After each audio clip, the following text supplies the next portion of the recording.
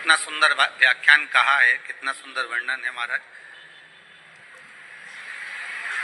कि मात्र एकादशी का व्रत कर लेने पर, मात्र एकादशी का व्रत कर लेने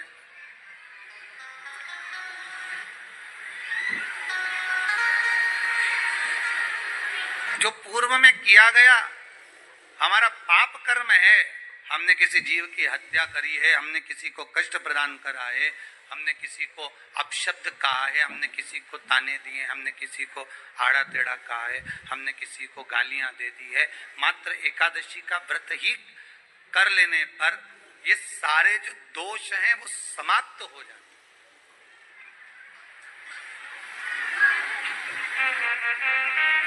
सारे दोष हमारे समाप्ति पर आ जाते।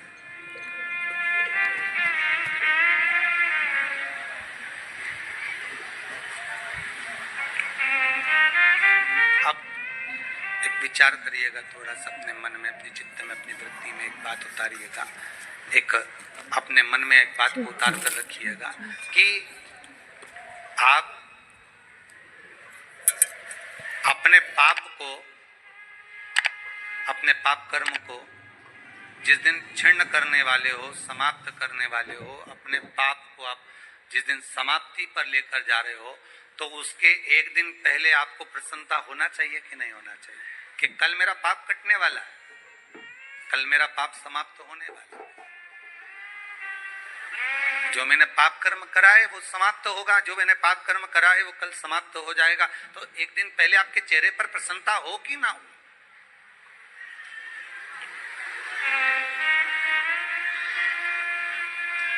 और चेहरे पर वो प्रसन्नता आपके आना चाहिए कि कल मेरा एकादशी का व्रत है, आज दशमी है, कल एकादशी का व्रत है, तो कल मेरी जब एकादशी का व्रत रहेगा तो मेरा ना जाने कितना कितना पाप, कितना असत्य, कितना झूठ, कितना प्रपंच वो समाप्त हो जाएगा। इसमें मुझे प्रसन्नता हो, इसमें मुझे आनंद था।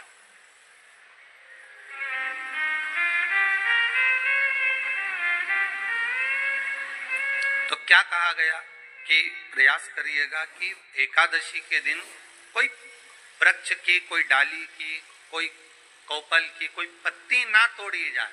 क्यों? तो कहा अगर उस पत्ती को हम तोड़ देते हैं, वृक्ष की पत्ती को या क्यारे में लगी हुई कोई डाली की पत्ती को हम तोड़ देते हैं तो एकादशी का पुण्य फल प्राप्त नहीं होता, एकादशी का कोई फल हमारे खाते में नहीं जाता, पुण्य फल प्राप्त। अब फिर भले चाहे तुमने मोरदन खाया हो, चाहे तुमने फिर चिप्स खाई हो, चाहे तुमने फिर व्रत का कितना ही सामान खा गए हो और तुमने सोचा कि आज मेरी एकादशी है, तो फिर उसका कोई फल प्राप्त नहीं, उसका कोई सुख प्राप्त नहीं आता, फिर उसका कोई आनंद प्राप्त नहीं आता, फिर उसमें कोई आनंद की अनुभूति आपको नहीं मिल रही।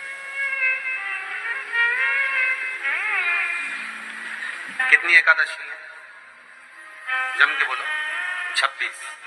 जो भगवान विष्णु के पास जाकर निवेदन करी थी वो निर्जला था, निर्जला। इसलिए सारी एकादशियों में निर्जला एकादशी की महत्वता शास्त्र प्रमाण करता है महाराज। पर हिंदू धर्म के 3 व्रत ऐसे बता दिए जिन व्रतों का पुण्य समाप्त नहीं हुआ।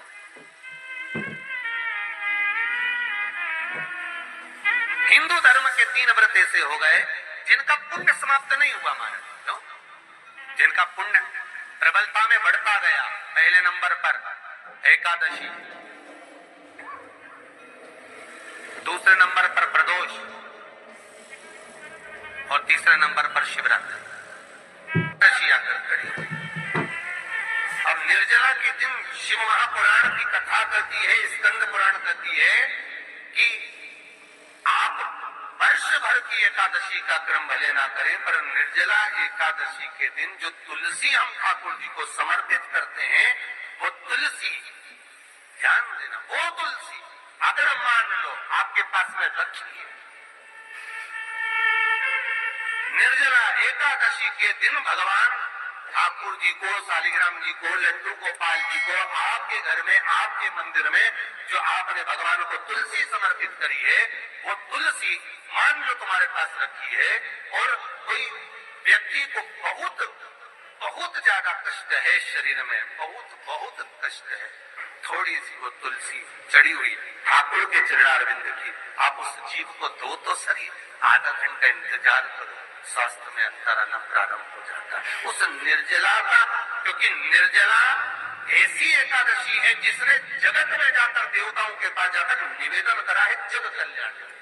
जितनी माताएं एकादशी का व्रत करती, बहुत ध्यान से सुनना आज की कथा को, शायद जिंदगी में मिली ना मिली, पर ये कथा का रिश्ता तो बहुत ध्यान से सुनना। स्कंद पुराण यहाँ तक कहती है कि इस कथा के चरित्र को जो श्रवण कर लेता है उसको 26 एकादशी करना भी नहीं पड़ती। इस एकादशी की केवल ये कथा सुनकर ही वो तर जाता है।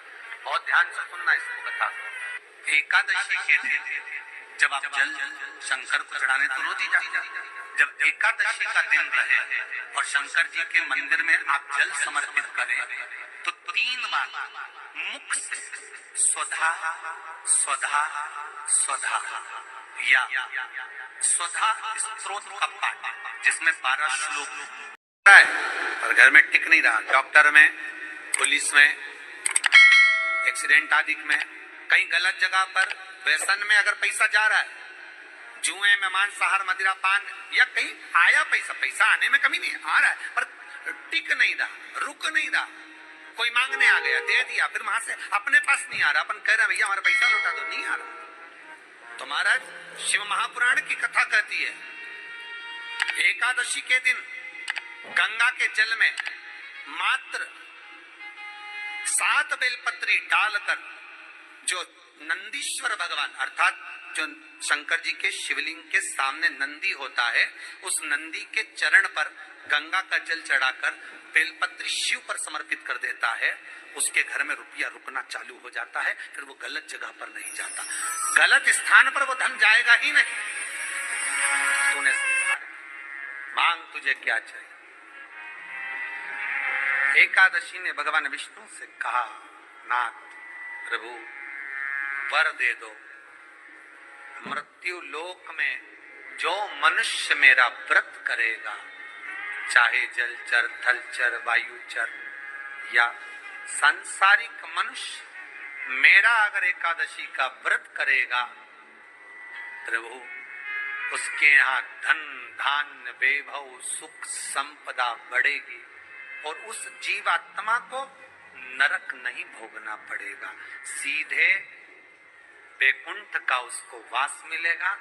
जब जीव आत्मा को लेकर चला जाएगा, यम के दूत जब बंदी बनाकर ले जा रहे होंगे उस जीवात्मा को, जिसके प्राण छूटे होंगे, यम के दूत जब बंदी बनाकर ले जा रहे होंगे, तब मुझे वर दो कि मैं इसका हाथ पकड़कर बेतन्नी से पार उतार कर सारे नरकों से निकालती हुई आपके धाम में लेकर आऊं।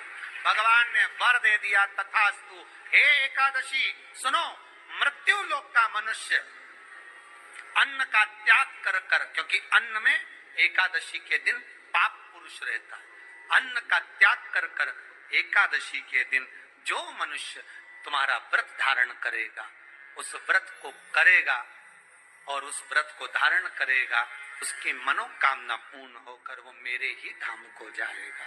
ये तो हुआ एकादशी के जन्म की कथा। एकादशी कई लोग इसको धन के लिए भी करते हैं, संपदा के लिए, संपदा के लिए अर्थात जिसका व्यापार नहीं चलता, जिसके घर में पैसा नहीं आता, या नौकरी नहीं लग रही, या सर्विस नहीं लग रही, आप अप्लाई कर रहे हो, जगह जगह जाकर इंटरव्यू भी दे रहे हो और पैसा नहीं आता, तो उसके लिए भी प्रयास किया जाता है। पर उसके लिए यहाँ पर जो धन के लिए करते हैं, उसके लिए विष्णुपदी के लिए करते हैं। मतलब जैसे गंगा के जल में तुलसी के 11 पत्ते डाले जाते हैं और उसको किसी भी नारायण के मंदिर में, राम कृष्ण शिव शंकर नहीं, राम कृष्ण भगवान विष्णु दत्त आदि जितने नारायण के मंदिर है, उस मंदिर में किसी भी पात्र में, एक छोटे से पात्र में उसको भरकर रखी जाते हैं महाराज। उससे भी जॉब सर्विस नौकरी में सफलता प्राप्त हो जाती है, परंतु वो भी एकादशी को ही होता है। कुछ देर तक पात्र को रखा जाता है, फिर वही पात्र का जल किसी भी वृक्ष के नीचे डाल दिया जाता है, उससे भी नौकरी के लिए फायदा होता है। गंगा का जल कोई साधारण नहीं।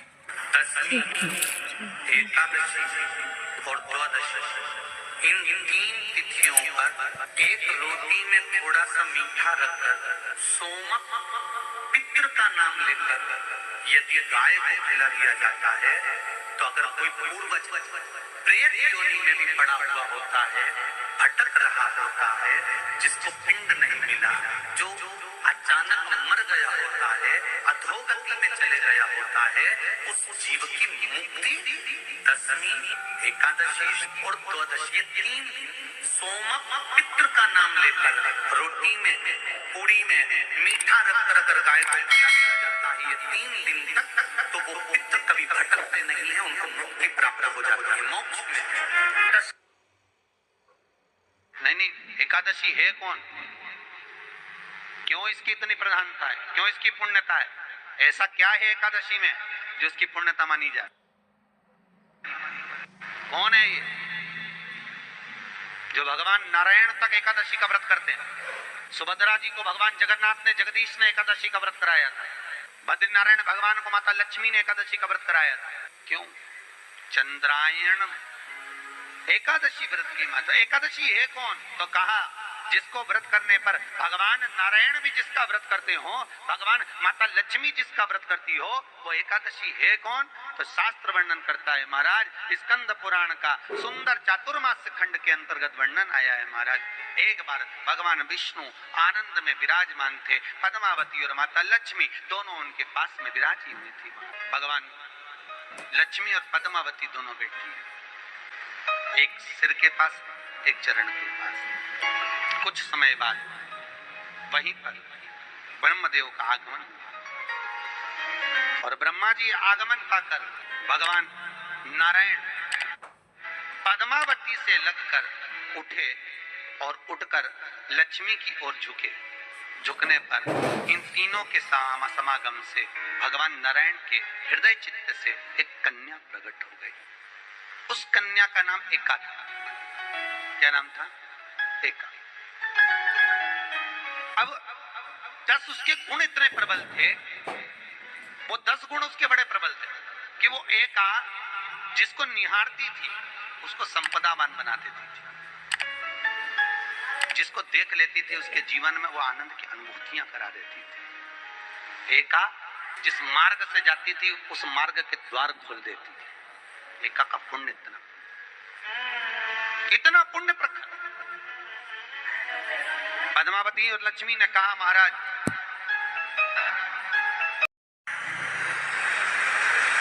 अंधेरी मुंबई की माहेश्वरी समाजवादी एकादशी के माता पिता कौन है? सबसे पहले एकादशी का व्रत किसने रखा था?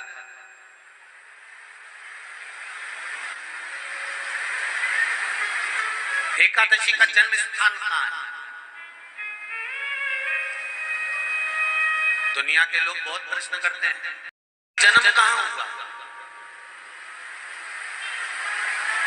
एकादशी को क्यों चावल नहीं खाते? एकादशी के दूसरे दिन चावल का दाना खाना क्यों जरूरी है?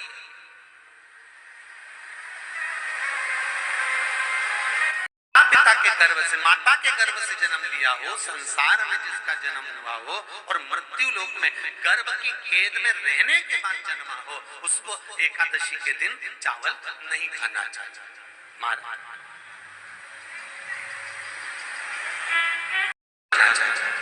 यहाँ शास्त्र कहता है आप शिव जी को चाहे एकादशी हो, चाहे द्वादशी हो, चाहे प्रदोष हो, चाहे पूर्णिमा हो, चाहे अमावस्या हो, चावल का दाना आप भगवान शिव को समर्पित